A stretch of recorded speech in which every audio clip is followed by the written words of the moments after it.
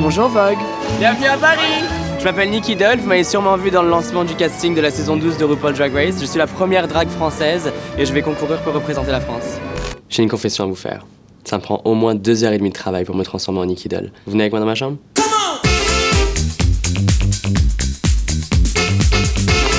Oh, vous êtes déjà là? Je vais vous montrer comment passer de Carl Sanchez à Nicky Doll. Suivez-moi. Let's get started. La première étape, c'est vraiment de bien hydrater sa peau. Si on n'a pas une peau bien hydratée, on n'a pas un bon canvas pour commencer. Et le make-up ne rentrera pas bien du tout. Alors le sérum que j'utilise en ce moment, c'est le Milk Hydro. Toujours voulu faire ça. Welcome back to my channel. C'est marrant parce qu'en fait, à la base, je devais pas du tout être maquilleur. J'ai tout appris sur YouTube. Pour cacher mes sourcils, j'utilise un adhésif pour les prothèses. Faut travailler assez vite pour cette étape parce que si vous vous ratez, il va falloir tout recommencer. No pressure. Il y a de grands maquilleurs qui m'ont toujours inspiré comme Pat McGrath, Kabuki qui est un grand maquilleur de New York.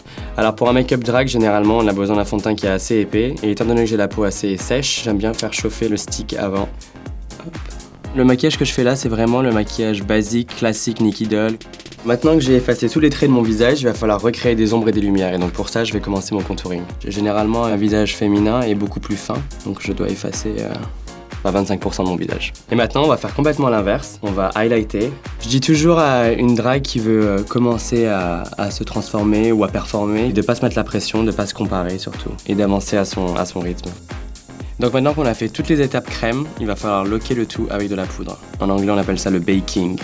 Quand j'ai déménagé aux États-Unis, je me suis rendu compte que être drague, c'était pas juste savoir créer un look et performer. Il y a toute une culture derrière. Et donc il y a des termes, des terminologies qu'on n'a pas du tout en France et qu'on peut clairement pas traduire. Tea, work, mama, slay, okr. Parce qu'être drague, c'est vraiment aussi un parler et pas juste un visuel. Il faut savoir que les sourcils, c'est la partie que je supporte le moins dans le make-up, so bear with me. Il faut avoir au moins 2 sœurs jumelles. Et moi, généralement, il y en a un qui a été adopté et l'autre qui vient d'une autre famille. Pour faire mon make-up drag, j'utilise la marque Anastasia Beverly Hills. C'est la nouvelle palette de Alyssa Edwards, qui est une des contestantes de l'émission que j'ai faite. Alyssa Edwards, elle est connue pour son tongue pop. Oh, I got it. I'm a drag queen now. En créant ce personnage et en m'habillant en femme et en me mettant des faux cils et un rouge à lèvres et un eyeliner, ça m'a vraiment permis d'avoir un outil pour m'exprimer ce côté artistique et pour aussi exprimer cette féminité. Et en fait, c'est uniquement quand j'ai commencé à faire ça que j'ai commencé vraiment à m'affirmer en tant qu'homme. Après, je dis pas que je suis un symbole de masculinité, hein, attention, mais je suis un peu plus masculin. Now it's time for Nicky Doll to possess me. And look at her now. Et maintenant, pour finir le maquillage, il va falloir apporter des cils. J'aime bien utiliser des faux cils un peu spiky parce que ça permet d'avoir ce côté un peu poupée. Et pour toutes les personnes qui ne savent pas poser des faux cils, la petite astuce, c'est de vraiment attendre que la colle sèche un petit peu. Maintenant, on fait les lèvres. Donc j'aime bien dessiner le cœur en premier.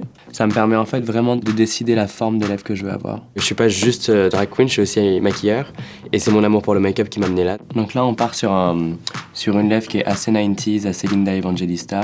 Taper, c'est me scotcher le visage pour me créer un léger lifting. Much better.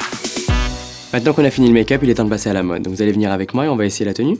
Pour aujourd'hui, en fait, on va faire un look assez sobre mais sexy. Et donc je vais prendre une veste Balmain que je vais associer avec une culotte montante en satin et des collants. Mes inspirations, elles viennent généralement des runways des années 90, des animés que je regardais, donc je suis très manga.